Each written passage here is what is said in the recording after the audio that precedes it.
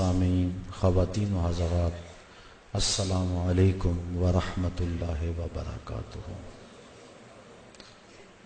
گناہ کبیرہ اور ان کی تباہ کاریوں کے عنوان سے کچھ باتیں آج کی اس نشست میں آپ کے گوش گزار کروں گا۔ اللہ تعالی میری زبان پر کلمۃ الحق جاری فرمائے۔ گناہ کبیرہ یا صغیرہ، اس کے بارے میں علماء کا باہم اختلاف ہے۔ امام ابو اسحاق اسفرائینی اور قاضی ابو بکر باقلانی اور دیگر علماء اشاعرہ اس بات کے قائل نہیں ہیں کہ گناہ چھوٹا ہوتا ہے۔ وہ کہتے ہیں ہر گناہ بڑا ہوتا ہے۔ جس سے یار ناراض ہو جائے، وہ جملہ، وہ عمل، وہ فعل، وہ قول چھوٹا نہیں، بڑا ہے۔ تو پھر صغیرہ اور کبیرہ کی جو تقسیم ہے یہ کیا معنی رکھتی ہے؟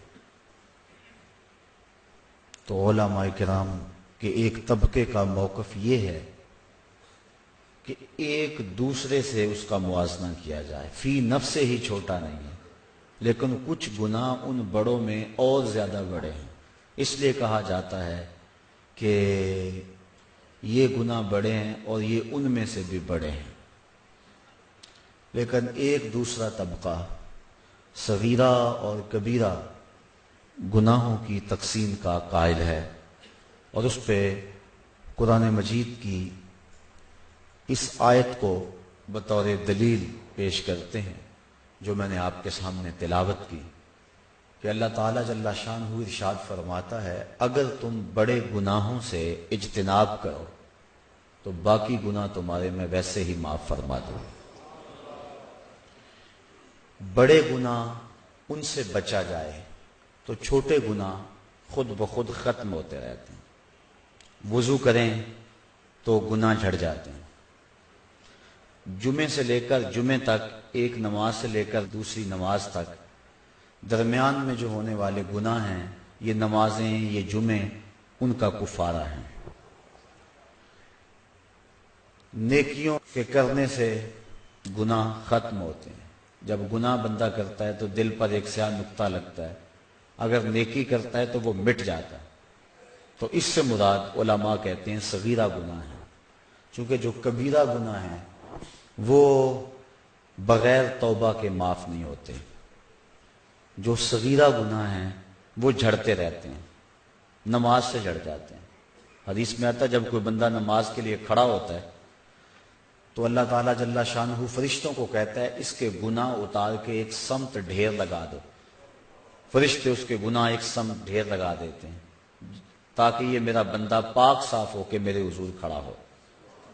تو جب وہ نماز پڑھ کر فارغ ہو کے جانے لگتا ہے تو فرشتے عرض کرتے ہیں مالک یہ جو گناہ اس کے اتارے تھے یہ اترے رہنے دیں یا اس کے ساتھ لگا دیں؟ تو اللہ تعالیٰ فرماتا ہے اب اترے ہیں تو اترے ہی رہنے دو، میرا بندہ پاک صاف و ستھرا ہو کے گھر جائے۔ حضرت سلمان فارسی اور حضرت عثمان رضی اللہ تعالی عنہما، یہ حضرت عثمان بن عفان کے علاوہ کوئی اور عثمان نامی صحابی ہیں، یہ اکٹھے سفر میں تھے۔ راستے میں ایک درخت آیا، خزاں کا موسم تھا، ایک شاخ جھکی ہوئی تھی جس پہ زرد پتوں کا گہنا تھا۔ تو حضرت سلمان فارسی نے اس شاخ کو پکڑ کے جھٹکا دیا تو جتنے بھی پتے تھے وہ جھڑ گئے۔ تو حضرت سلمان فارسی نے حضرت عثمان سے کہا اے عثمان تو نے مجھے پوچھا نہیں کہ میں نے ایسا کیوں کیا ہے؟ انہوں نے کہا آپ بتا دیں کہ آپ نے ایسا کیوں کیا ہے۔ کہا ایک دن میں حضور کے ساتھ سفر میں تھا، ایسے ہی ایک درخت آیا، موسم خزاں کا تھا، پتے زرد تھے، حضور نے شاخ کو پکڑا، جھٹکا دیا، سارے پتے جھڑ گئے۔ حضور نے جب یہ عمل کیا تو میں اس منظر کو دیکھ کے محظوظ ہوتا رہا۔ آقا کریم نے میری سمت دیکھا اور فرمایا سلمان تو نے مجھے پوچھا نہیں کہ میں نے ایسا کیوں کیا؟ تو میں نے بھی یوں ہی عرض کی حضور آپ ارشاد کر دیں کہ آپ نے ایسا کیوں فرمایا؟ تو میرے آقا کریم نے ارشاد فرمایا اے سلمان جس طرح میں نے اس شاخ کو پکڑا اور جھٹکا دیا اور اس کے اوپر کوئی پتا باقی نہیں بچا. جب انسان نماز کے لیے کھڑا ہوتا ہے یوں ہی سارے گناہ جھڑ جاتے ہیں. تو یہ صغیرہ گناہ ہوتے ہیں، وضو سے جھڑتے ہیں، نماز سے جھڑتے ہیں. نیکی کریں تو گناہ مٹ جاتا ہے. انسان کے اچھے اعمال سے، صلہ رحمی سے، شفقت کا ہاتھ کسی یتیم کے سر پہ رکھنے سے، اور صدقہ و خیرات کرنے سے، کسی بھوکے کو کھانا کھلانے سے گناہ جھڑتے رہتے ہیں. لیکن جو کبیرہ گناہ ہیں وہ توبہ سے ختم ہوتے ہیں. اس لیے صغیرہ اور کبیرہ کی تقسیم کا ایک طبقہ قائل ہے، اور احادیث کے اندر مختلف تعداد صغیرہ اور کبیرہ کی ہے. بعض علماء کہتے ہیں کہ جو کبیرہ گناہ ہیں ان کی تعداد 7 ہے. بخاری اور مسلم میں متفق علیہ روایت ہے، حضور علیہ السلام نے فرمایا کہ 7 چیزیں مہلکات میں سے، موبقات میں سے، ہلاک کر دینے والی ہیں، اور حضور نے وہ 7 گناہ گنوائے ہیں. بعض نے کہا کہ یہی کبیرہ ہے. بعض نے کہا کہ ایک روایت میں 9 کبائر کا تذکرہ آتا ہے، لہذا 9 گناہ کبیرہ ہیں. امام ذہبی نے الکبائر کے اندر 70 گناہوں پر تبصرہ کیا ہے، اور آپ کا موقف یہ ہے کہ یہ 70 گناہ کبیرہ ہیں.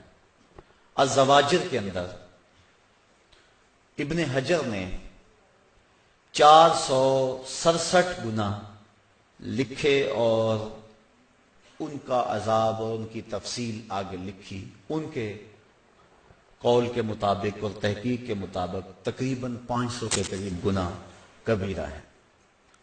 بہرحال اس وقت ان تمام گناہوں کی فہرست اور ان پر گفتگو اس تھوڑے سے وقت میں ممکن تو نہیں ہے. چند ایک گناہوں پر کچھ باتیں آپ کے گوش گزار کروں گا.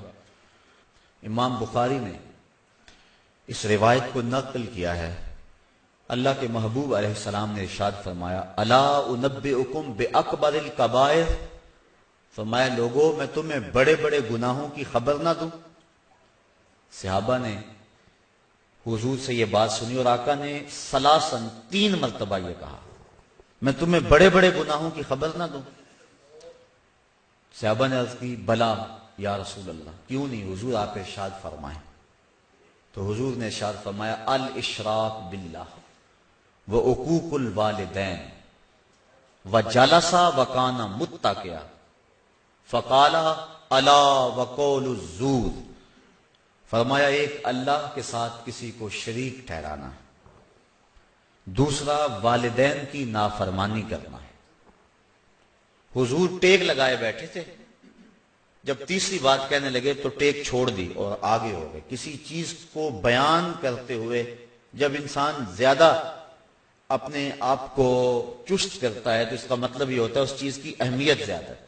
تو حضور ٹیک لگائے بیٹھے تھے، یہ 2 باتیں بیان فرمائیں اور پھر ٹیک چھوڑ کر حضور آگے ہو گئے. وجلسا وکانا متکئا فقال الا وقول الزور، فرمایا سن لو اور جھوٹی بات کہنا ہے، جھوٹی گواہی دینا ہے. تو اس حدیث میں ان 3 گناہوں کو بڑے بڑے گناہ شمار کیا گیا. ایک حدیث میں یمین الغموس، جھوٹی قسم کھانا ہے، اور ایک حدیث کے اندر قتل النفس، کسی انسان کو قتل کرنا ہے.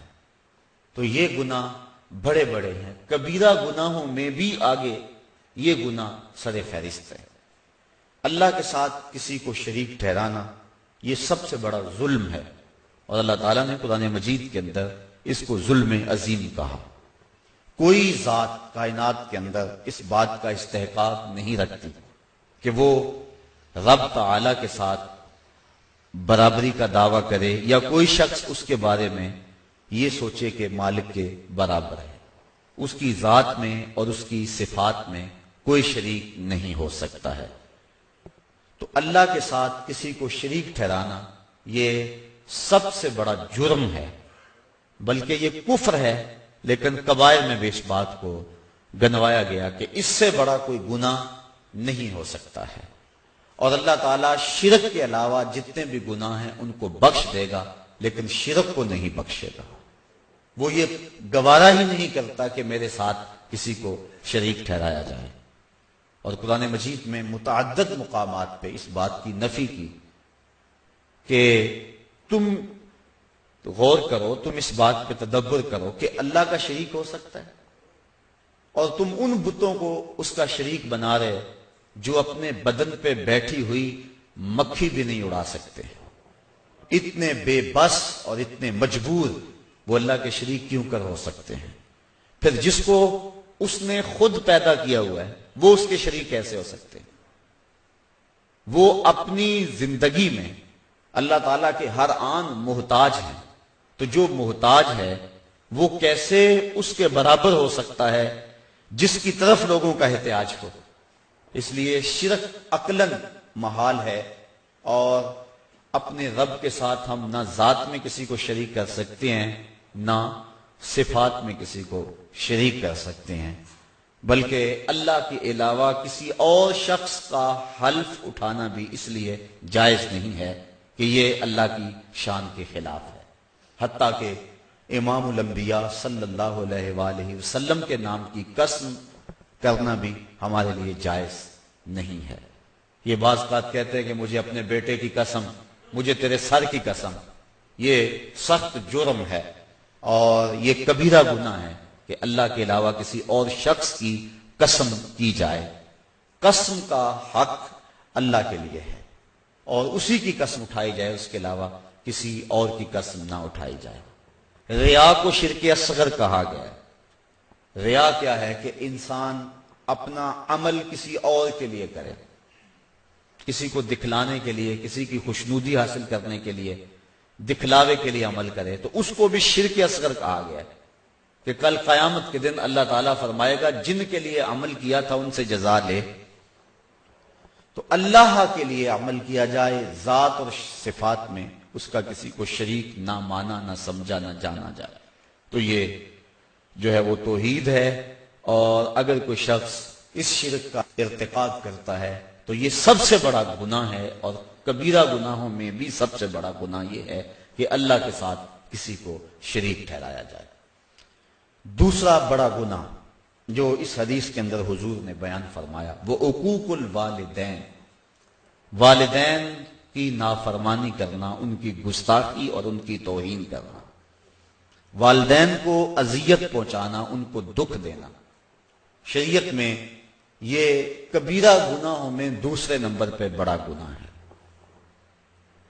بعض لوگوں نے زنا کو کبیرہ گناہوں میں دوسرے نمبر پہ بڑا گناہ شمار کیا، لیکن بہت سارے اہل علم نے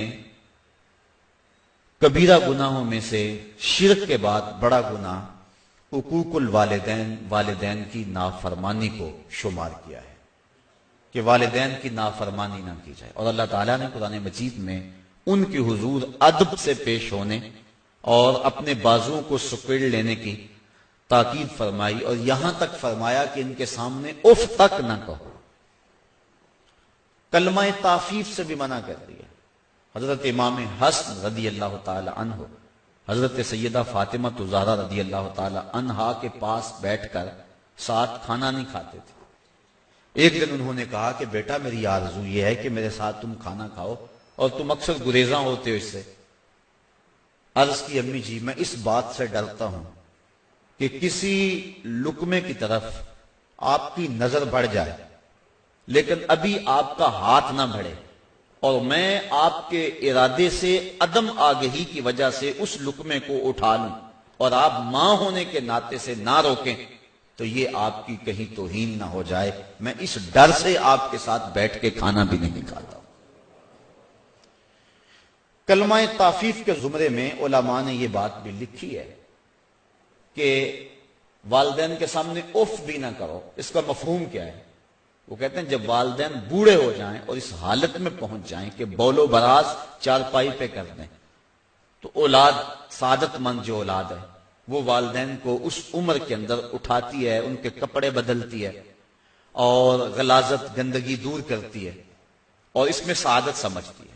ایک شاعر ہوا احسان دانش، وہ کہتا ہے میں اپنی ماں کی خدمت اپنی بیوی کو نہیں کرنے دی، میں نے کہا یہ حق میرا ہے اور یہ میں سعادت کسی اور کو کیوں دوں۔ اور وہ کہتا ہے کہ کافی دور نہر تھی ہمارے گھر سے، جہاں جا کر میں اس کا لباس دھوتا تھا اور پھر واپس آتا تھا۔ تو ہم بیویوں کے سپرد کر کے بعض اوقات چلے جاتے ہیں اپنے ماں باپ کو، اور یہ نہیں سمجھتے کہ اس میں ہمارا اپنا حق کتنا ہے۔ ان کی سعادت مندی کہ اگر وہ تعاون کریں، لیکن یہ اولاد کی ذمہ داری ہے کہ وہ اپنے ماں باپ کی خدمت کریں، اور ماں باپ کی خدمت کرنے والا دنیا کے اوپر ہی نقد جزا پاتا ہے۔ ایک روایت کے اندر میں نے پڑھا ہے کہ والدین کی خدمت کرنے والا دنیا کے اندر ہی جزا پاتا ہے، آخرت کے اندر جو اس کو ملنی ہے وہ تو ضرور ملے گی۔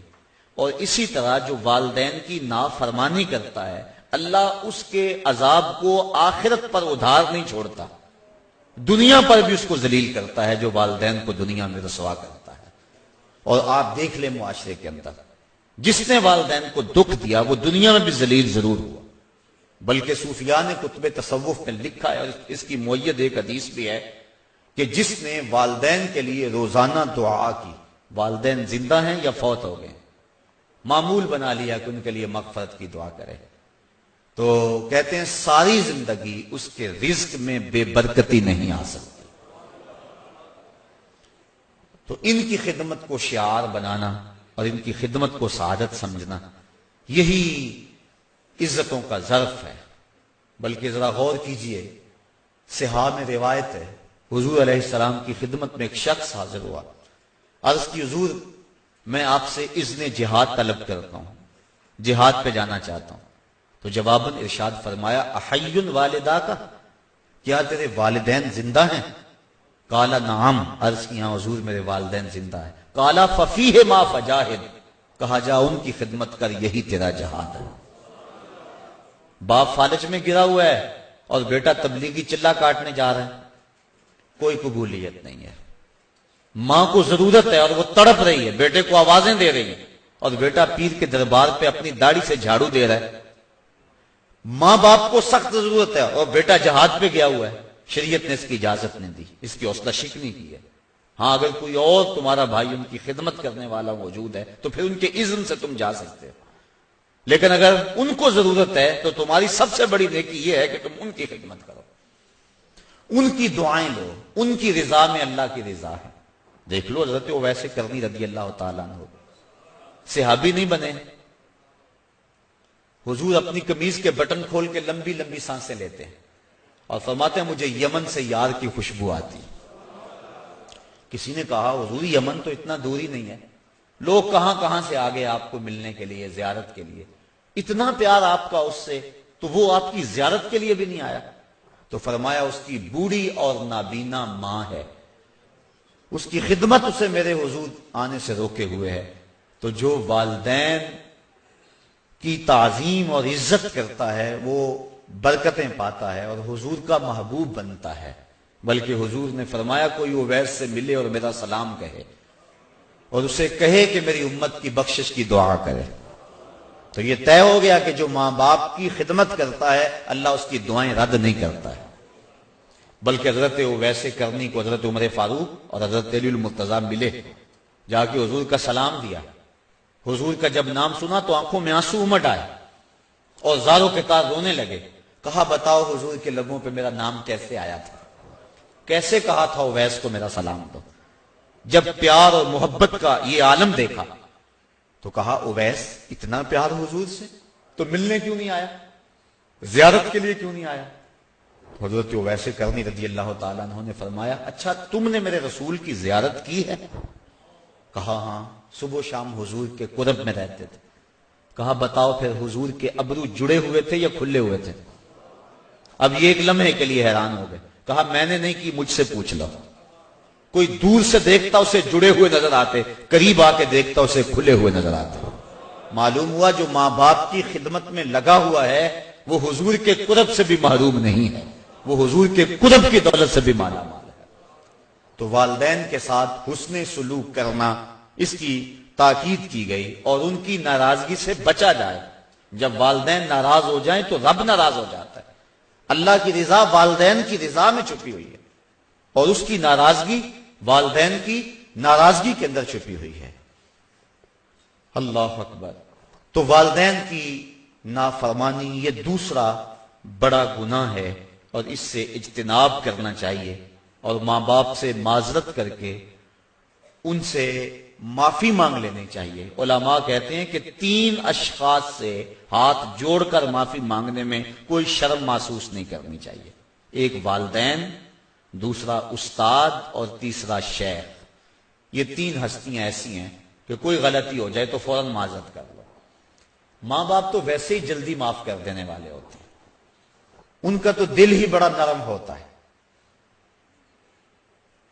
ایک صحابی، ان کی روح پرواز نہیں ہو رہی تھی، تو حضور علیہ السلام تشریف لے گئے، تو آقا کریم نے پوچھا کہ اس کی ماں ہے؟ عرض کی ہاں حضور ہے۔ تو حضور اس کے ہاں تشریف لے گئے، فرمایا کہ تیرا اور تیرے بیٹے کا ماجرا کیا ہے؟ عرض کی حضور وہ اپنی بیوی کی بات کو میری بات پہ ترجیح دیتا تھا اور میں اس کو معاف نہیں کرنا۔ حضور فرمایا بلال اٹھو اور لکڑیاں اکٹھی کرو،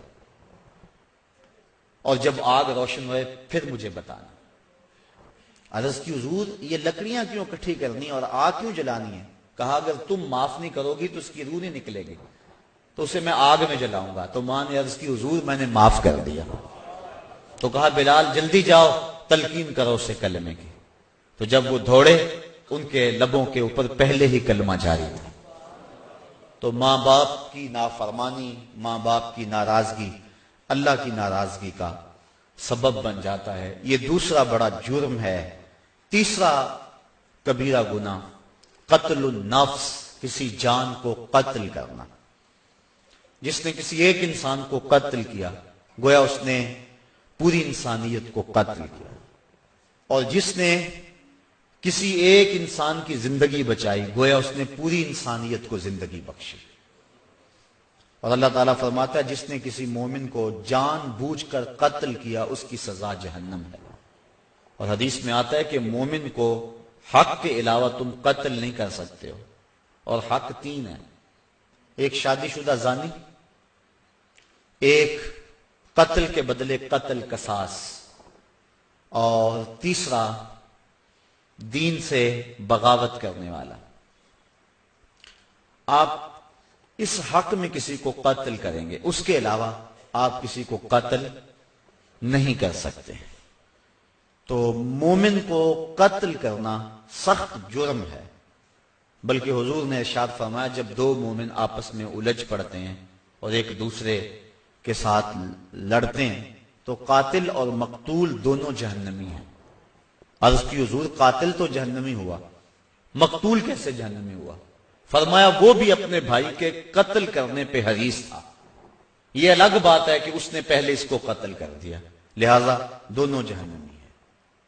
اور ایک حدیث میں آتا ہے کہ جس نے قتل کے اندر نصف جملے سے بھی مدد کی، پورا جملہ نہیں کہا، آدھا جملہ کہا، اور اتنی مدد کسی کے قتل میں کی، تو فرمایا قیامت کے دن اس کی دونوں آنکھوں کے درمیان لکھ دیا جائے گا کہ یہ اللہ کی رحمتوں سے محروم ہے۔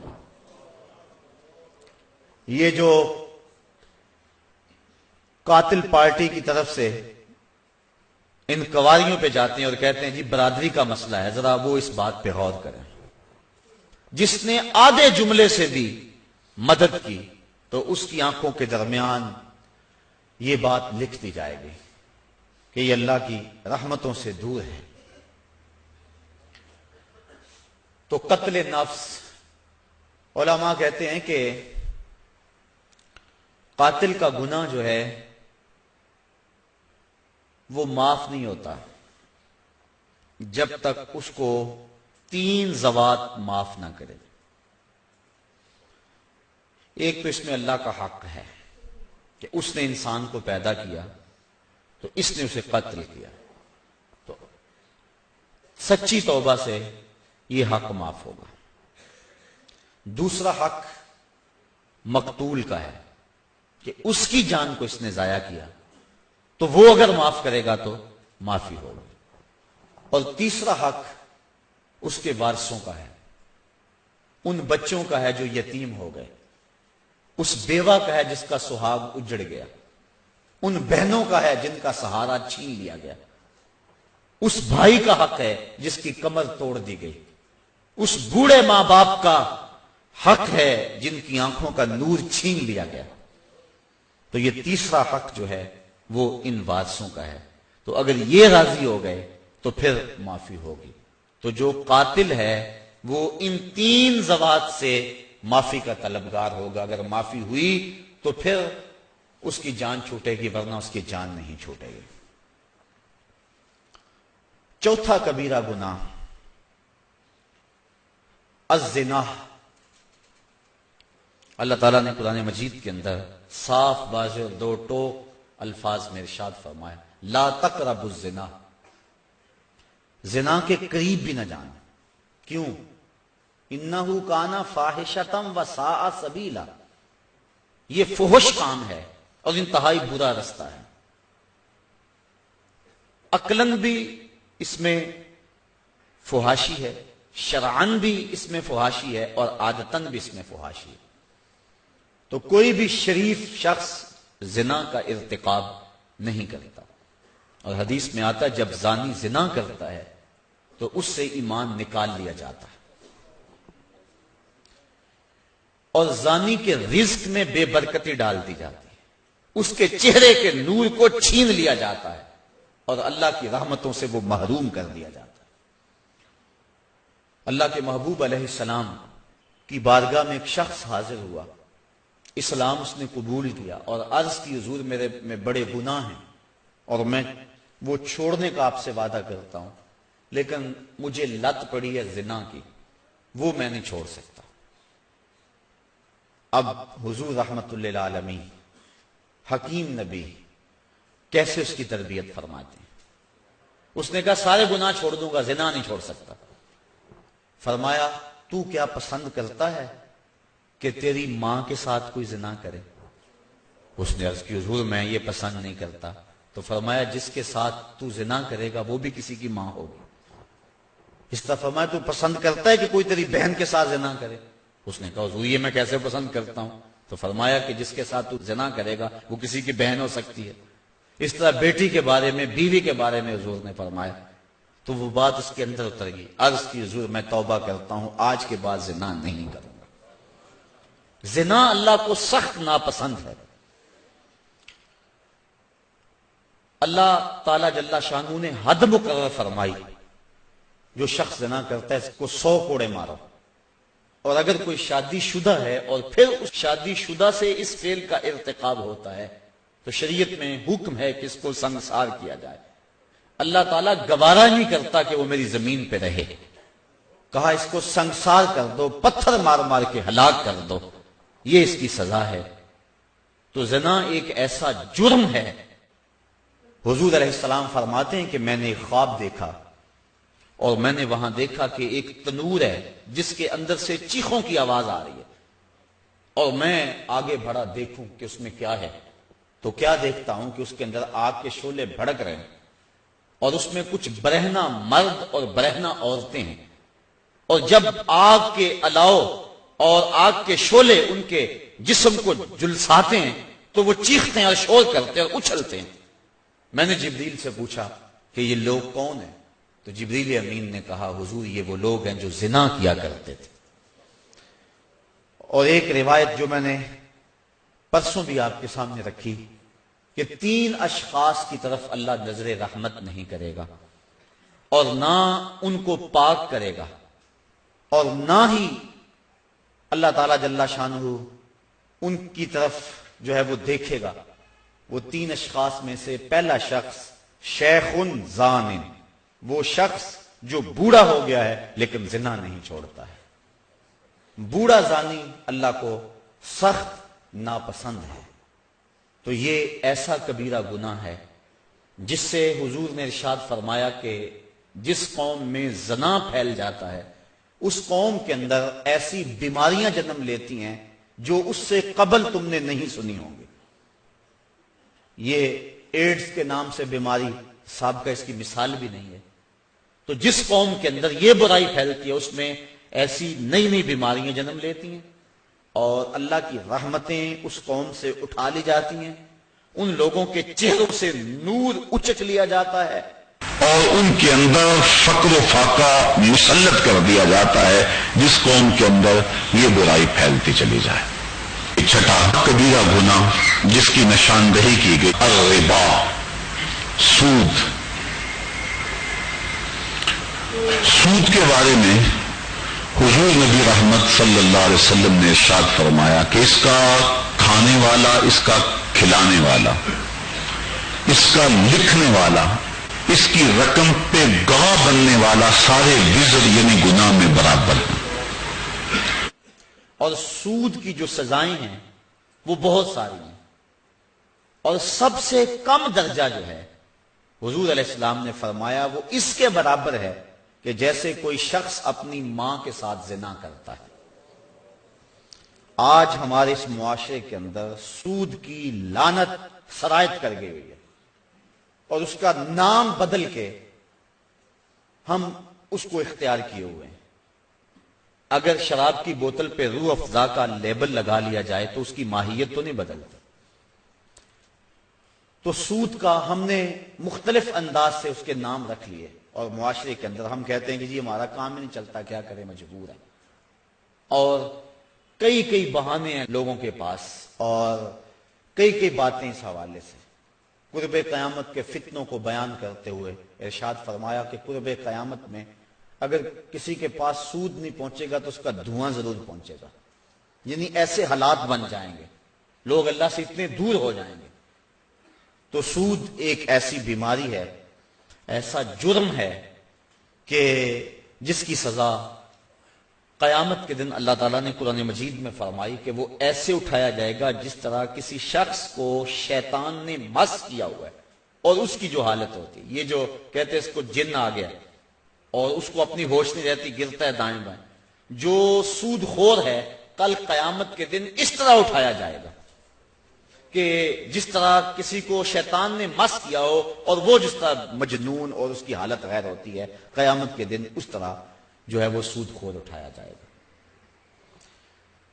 حبیب اجمی بہت بڑا سود خور ہے، گزر رہا ہے سڑک سے، بچے کھیل رہے ہیں، اس وقت کچی سڑکیں ہوتی تھی، تو اس کے پاؤں سے گرد اڑی، تو جب گرد اڑی تو ان بچوں نے کہا پیچھے ہٹ جاؤ، یہ سود خور جا رہا ہے، کہیں ایسا نہ ہو کہ اس کے پاؤں سے اڑنے والی گرد تمہارے اوپر پڑ جائے اور تمہیں جہنم کی آگ میں ڈالا جائے۔ ان بچوں کی بات ابھی اجمی نے سنی اور بڑا پریشان ہوا۔ بعض کا ایک جملہ بندے کو بدل دیتا ہے۔ میں پچھلے دن سنت اور بدعت کے عنوان سے کچھ باتیں کی، تو میں جب واپس یہاں سے نکلا ہوں تو کتنے لوگوں نے مجھے یہ بات کہی ہے کہ آپ دعا کریں کہ جب دوبارہ ہم آپ کو ملے تو ہمارے چہرے پہ سنت کا نور ہو۔ تو بعض کا وقت ایسا ہوتا ہے کہ ایک جملہ اندر اتر جاتا ہے۔ ان بچوں نے کہا پیچھے ہٹ جاؤ، کہیں ابھی بجمی کے پاؤں سے اڑنے والی دھول تمہارے اوپر پڑ گئی تو تم جہنمی نہ ہو جاؤ۔ تو ابھی بجمی بڑا رویا، جہاں گیا وہاں واپس پلٹا اور اس نے پکی توبہ کر لی کہ مالک آج کے بعد سودی کاروبار نہیں کروں گا۔ تو جب واپس آیا تو وہی بچے بھی کھیل رہے تھے، اور اس کے دل میں شرمندگی تھی ان بچوں سے، گزرنے لگا تیزی سے تو گرد زیادہ اڑی، تو بچوں نے ایک دوسرے سے کہا اور جلدی جلدی آگے ہو جاؤ، اگر حبیب اجمی کے پاؤں سے اڑنے والی دھول تمہارے بدن کے کسی حصے میں پہنچ گئی تو تمہیں اللہ جنت کی بہاریں عطا فرما دے۔ قیامت کے دن کچھ لوگوں کے بڑے بڑے جسم ہوں گے، حدیث میں آتا ہے، اور حضور نے اس منظر کو دیکھا، اور بطن ہوں گے جس طرح شیشہ ہوتا ہے، اور اس کے اندر حضور نے دیکھے سانپ ہیں اور بچھو ہیں، اور وہ شخص اٹھتا ہے تو اس سے اٹھا نہیں جاتا۔ پوچھا جبریل یہ کون لوگ ہیں؟ فرمایا یہ وہ لوگ ہیں جو سود کھایا کرتے تھے۔ تو سود کھانا، سود کھلانا، سود لکھنا، سود کی رقم پہ گواہ بننا، یہ سارے جرم کے اندر برابر کے شریک ہیں۔ اللہ ہمیں اس لعنت سے محفوظ فرمائے۔ اگر کسی کے کاروبار کے اندر سود کا ایک ذرہ بھی ہے تو وہ جلدی سے اپنے کاروبار کو پاک کر دے، کیونکہ سود میں فائدہ کوئی نہیں ہے، سود میں نقصان ہی نقصان ہے۔ اللہ تعالیٰ فرماتا ہے کہ وہ ربا کو گھٹاتا ہے اور جو تم صدقات دیتے ہو اس کو بڑھاتا ہے۔ عقل انسانی کہتی ہے کہ جو سود لیتے ہیں اس سے تو مال میں اضافہ ہوتا ہے، اور زکوٰۃ نکالیں تو اس میں مال میں کمی ہوگی، لیکن اللہ فرماتا ہے نہیں، اس میں زیادتی ہوگی، اس میں کمی ہوگی۔ ایک روایت میں آتا ہے کہ جب بندہ صدقہ کرتا ہے تو رحمان اس کو اپنی قدرت کی مٹھی میں لے لیتا ہے، اور پھر اتنی تیزی کے ساتھ وہ صدقہ بڑھتا ہے جس طرح گھوڑا بڑھتا ہے، اور کل قیامت کے دن چھوٹا سا جو صدقہ کیا جائے گا اس کو ایسے ملے گا جس طرح احد پہاڑ ہوتا ہے۔ تو صدقے بڑھتے ہیں اور سود جو ہے اس سے رزق سمٹتا ہے اور زندگی کے اندر بے چینی اور اضطراب پیدا ہو جاتا ہے۔ 7واں گناہ جس کو کبائر میں شمار کیا گیا وہ شراب نوشی ہے۔ ایک روایت میں آتا ہے شارب الخمر کا عابد الوثن، شراب پینے والا بت پوجنے والے کی طرح ہے۔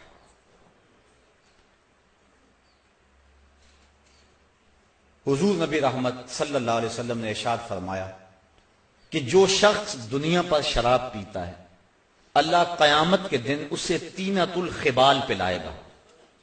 صحابہ نے عرض کی حضور یہ طینۃ الخبال کیا ہے؟ فرمایا یہ جہنمیوں کے زخموں کی پیپ ہے، اور علماء کہتے ہیں اتنی بدبودار ہوگی اگر اس کا ایک قطرہ اب دنیا پہ ڈال دیا جائے، انسان تو انسان رہے جانوروں کے دماغ بھی پھٹ جائیں، اتنی بدبودار ہوگی، اور گرم اتنی کہ اگر ایک قطرہ احد پہاڑ پہ رکھ دیا جائے تو پہاڑ پگھل جائے۔ اس کو کہتے ہیں طینۃ الخبال۔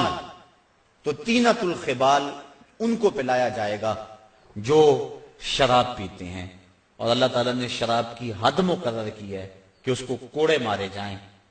اور آپ جانتے ہیں کہ شراب کی پہلے حرمت نہیں تھی، اور یہ لوگ عرب کے لوگ ان کی گھٹی میں شراب رکھی ہوئی تھی، اور کئی قسموں کی شرابیں پینے کا مزاج رکھتے تھے، بلکہ اپنی شاعری میں فخر و مباحات کے ساتھ شراب کا تذکرہ کرتے تھے۔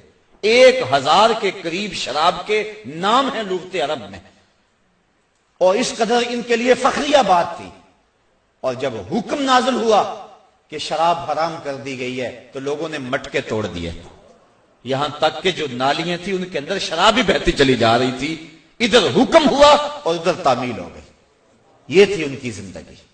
وہ حکم کو ترجیح دیتے تھے، جب تو حکم ہو گیا۔ ایک دن حضور خطبہ فرما رہے تھے، کچھ لوگ کھڑے تھے تو حضور فرمایا بیٹھ جاؤ، تو ایک صحابی گھر سے نکل رہے تھے، ابھی گلی میں ہی تھے، انہوں نے وہاں سنا تو وہیں بیٹھ گئے، کہا حضور نے کہہ دیا ہے بس عمل ہو گیا۔ یہ تھی ان کی زندگی اور یہ تھے ان کے شب و روز۔ اور صحابہ 10 آیتیں تلاوت کرتے تھے، اتنی دیر تک آگے تلاوت نہیں کرتے تھے جب تک 10 پہ عمل نہیں ہو لیتا۔ تو شراب ایک ایسا عمل ہے کہ جس کی سزا بڑی سخت ہے، دنیا پر بھی اور آخرت کے اندر بھی اس کو طینۃ الخبال پلایا جائے گا۔ شرابی کی جو سزائیں ہیں اور جو اس کی تباہ کاریاں ہیں وہ تو ہیں، لیکن اس کی ایک بہت بڑی سزا یہ ہے کہ جو شرابی ہے یا اور بھی کسی طرح کا نشہ کرتا ہے اس کو مرتے وقت کلمہ نصیب نہیں ہوتا۔ اللہ تعالیٰ جل شانہ ہمیں اس سے محفوظ و مامون فرمائے۔ کبیرہ گناہوں میں سے ایک گناہ النیاحہ، جب کوئی شخص فوت ہو جائے تو نوحے کرنا، یہ بالخصوص عورتوں میں ہے، مردوں میں بھی پایا جاتا ہے لیکن زیادہ تر یہ بیماری عورتوں میں ہے۔ کوئی کہتا ہے اللہ تجھے ترس نہ آیا، یہ جملہ تو خیر کفر ہے، اگر کسی نے کہا تو اس کو تجدید ایمان لازم ہے۔ جب کوئی دکھ پہنچے تو ظاہر اسلام دین فطرت ہے، اسلام یہ نہیں کہتا کہ تم اظہار غم نہ کرو، لیکن اظہار غم کے 4 طریقے ہیں: دل کا غم، آنکھوں کا غم، زبان کا غم، ہاتھوں کا غم۔ دل کا غم کیا ہے کہ دل دکھ سے بھر جائے، آنکھوں کا کیا غم ہے؟ آنسو بہائیں۔ زبان کا کیا غم ہے کہ واویلا کیا جائے، اور ہاتھوں کا غم کیا ہے کہ گریبان نوچا جائے، منہ پہ تھپڑ مارے جائیں، بال کھینچے جائیں۔ پہلے 2 غم رحمان کی طرف سے اور دوسرے 2 شیطان کی طرف سے۔ فرمایا لیسا منا من ضرب الخدود وشق الجیوب ودعا بدعوی الجاہلیہ، جس نے گریبان پھاڑا، چہرے پہ تماچے مارے اور جہلوں جیسی باتیں کی، فرمایا ہمارے سے اس کا کوئی تعلق نہیں۔ تو نوحے سے منع فرمایا گیا، بلکہ اگر مرنے والے کے دل میں یہ آرزو تھی کہ میرے بعد خوب چیخ پکار پڑے گی، لوگ بڑا روئیں گے، بعض لوگ کہتے ہیں ہمیں کون رونے والا ہوگا، تو اگر کسی کے دل میں یہ ہوگی کہ میرے بعد لوگ روئیں اور عجیب کیفیت بن جائے، تو ایسے نوحے پہ جو راضی تھا، حضور علیہ السلام نے ارشاد فرمایا جب وہ مرتا ہے تو رونے والوں کے رونے کی وجہ سے اس کو قبر میں عذاب ہوتا ہے، جتنا لوگ زیادہ روئیں گے اتنا ہی اس کو عذاب دیا جاتا، اگر وہ اس پہ راضی تھا۔ لیکن اگر راضی نہیں تھا تو علماء نے تعبیر کی ہے کہ جو رونے والوں کا عذاب اہل قبور کو ہوتا ہے تو وہ انہی پر ہے، جو نہیں راضی تھے ان پر نہیں ہے، تو نوحے سے منع کر دیا گیا۔ باقی آنکھوں سے آنسو بہائے جا سکتے ہیں، بلکہ وہ اظہار محبت ہے۔ جب حضور کا بیٹا انتقال کر گیا، شہزادہ رسول حضرت ابراہیم علیہ السلام، تو حضور تشریف لائے، سرہانے پہ بیٹھے، بیٹے کی پیشانی پہ ہاتھ رکھا، وَأَيْنَا رَسُولِ اللَّهِ تَدْمَعَانِ، حضور کی آنکھوں سے آنسو جاری تھے، اور حضور نے زبان سے کیا کہا بیٹا ابراہیم آنکھیں رو رہی ہیں، دل غم زدہ ہے، لیکن زبان سے وہی کہوں گا جس سے رب راضی ہوگا، زبان سے ایسا جملہ نہیں نکالوں گا جس سے میرا رب ناراض ہو جائے۔ تو یہ جو نوحہ ہے، مرتے وقت عورتیں جس انداز میں، حالانکہ تلقینیں صبر کرنے کی ضرورت ہوتی ہے، جب آپ کسی کے ہاں جائیں، فوتگی ہو گئی ہو، تو کوشش کریں کہ ان کو ایسا جملہ کہے جن سے اس کی ڈھارس بن جائے، نہ یہ کہ کوئی ایسی بات کر کے ان کے جذبے کو اور آگے بڑھا دے اور ان کی آنکھ کو اور زیادہ تاؤ دے، ایسا نہیں ہے، بلکہ تلقین صبر کرے۔ ایک عورت کسی قبر پہ بیٹھ کے رو رہی تھی، حضور علیہ السلام گزرے تو فرمایا اصبری یا امت اللہ، اے اللہ کی لونڈی صبر کر۔ اسے نہیں پتا کہ یہ گزرنے والا کون ہے، وہ غم میں بیٹھی ہوئی تھی، اس نے کہا تجھے یہ دکھ پہنچا ہوتا تجھے پتا چلتا، تو کسی نے اس کو بتایا کہ تو کیا کیا بیٹھی ہے، یہ تو حضور تھے، تو وہ سخت پریشان ہوئی، تو حضور نے فرمایا صبر وہ ہے جو پہلے صدمے پہ کیا جائے، الصبر عند الصدمۃ الاولی، جو پہلے صدمے پہ صبر کیا جائے وہی صبر ہوتا ہے۔ جب آہستہ آہستہ دکھ آتے جاتے ہیں تو انسان عادی بن جاتا ہے، تو جب تکلیف پہنچتی ہے تو اس وقت مومن کیا کہتا ہے، انا للہ و انا الیہ راجعون۔ اور علماء نے یہ بھی لکھا ہے کہ صبر کی تعریف یہ ہے کہ معمولات عبادت کا ضائع نہ ہو، جو ایسا کرے وہ صابر ہے۔ یہ نہیں ہے کہ تکلیف آ گئی تو اب نماز بھی جاتی رہی، نہیں، وہ معمولات اپنے معمول پہ جاری رہے۔ حضرت صدیق سختی رضی اللہ تعالی عنہ کا بیٹا فوت ہو گیا، جوان سال، تدفین و تجہیز تکفین میں لگے رہے، ایک نماز قضا ہو گئی، بعد میں لوگ آپ سے تعزیت کرنے آتے رہے، افسوس کرنے آتے رہے، تو جب آپ نے شام کو اٹھتے ہوئے چٹائی اٹھائی، فرمایا کیسا دور آ گیا، میرا بیٹا فوت ہو گیا ہے، سارے شہر نے آ کے افسوس کیا ہے، اور میری نماز فوت ہوئی ہے، کسی ایک نے بھی نہیں پوچھا ہے۔ تو معمولات عبادت ان کو برقرار رکھا جائے، یہ صبر ہے۔ تو یہ جو نوحے عموماً عورتیں بالخصوص پڑھتی ہیں، تو بلکہ ایک روایت میں آتا ہے 7 اشخاص ایسے ہیں کہ جب ان کو تم قبر میں دفن کر کے آتے ہو تو ان کا رخ قبلے سے پھیر دیا جاتا ہے۔ فرمایا فَاذْهَبُوا وَانْبُشُوا قُبُورَكُمْ، جاؤ جا کے ان کی قبریں اکھیڑ کے دیکھ لو، اگر ایسا نہ پاؤ تو پھر مجھے آ کے کہنا کہ میں نے کیا کہا تھا۔ اور ان اشخاص کو حضور نے گنوایا، ان میں شرابی بھی ہے، اس میں ذخیرہ اندوز بھی ہے، اور اس میں آخری جو ہے 7واں وَالنَّائِحَةُ، اور نوحے پڑھنے والی عورت جو اور لوگوں کے جذبات کو بھڑکاتی ہے۔ لوگ کہتے ہیں فلاں نے وین کی حد کر دی، وہ بچے بھی رو پڑے جی ایسی حد کر دی، یہ منع ہے، یہ شریعت نے ہمیں اس سے روکا ہے۔ تلقین صبر کیا جائے، مرنے والے کے لیے دعا کی جائے اور اللہ سے رحمت کی امید رکھی جائے، اور انا للہ و انا الیہ راجعون پڑھا جائے۔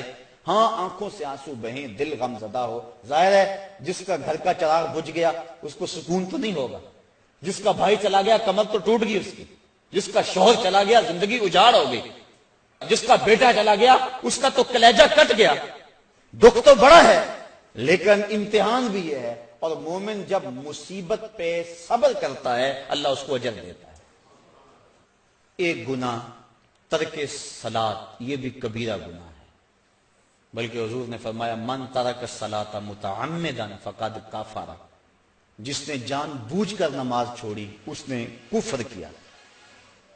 حضرت امام احمد بن حنبل تو تارک صلاۃ کے کفر کے قائل ہیں، لیکن باقی ائمہ امام شافعی، امام مالک اور امام اعظم ابو حنیفہ وہ فرماتے ہیں کافر نہیں ہے، قد کفر یعنی کافروں والا کام کیا اس نے، خود کافر ہوا نہیں اعتقاداً، لیکن گناہ کبیرہ ہے، تو اس کی سزا کیا ہے؟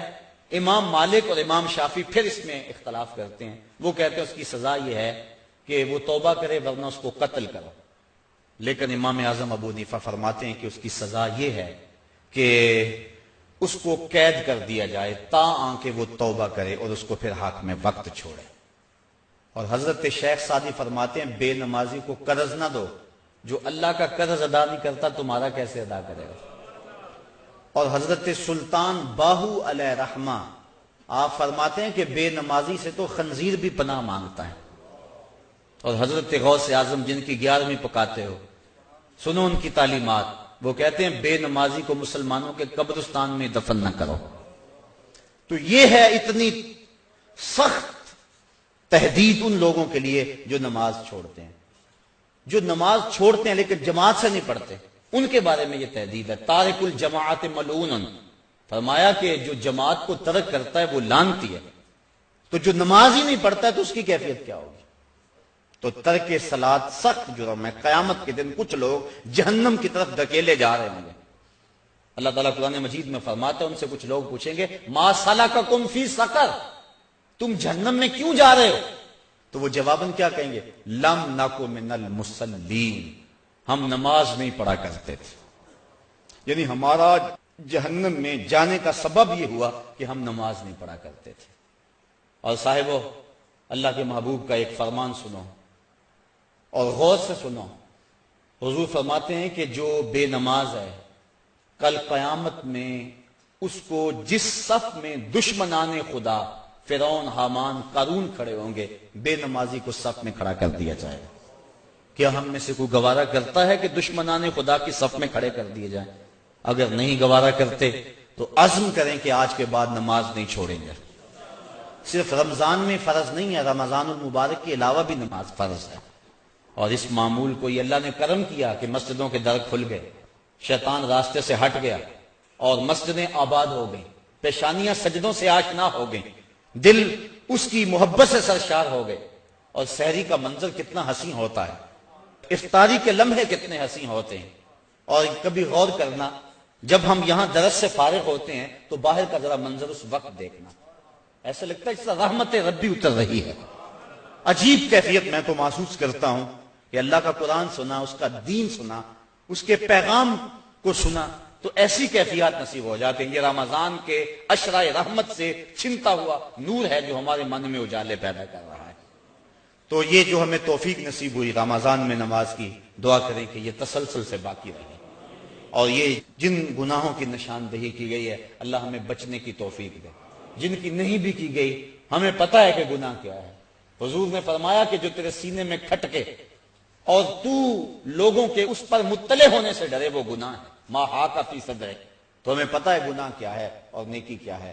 ہمیں اپنی زندگی کو ایک خوبصورت نظم دینا چاہیے اور زندگی کو نیکیوں کا حسن دینا چاہیے۔ اللہ مجھے آپ کو اپنی رحمتوں اور کرم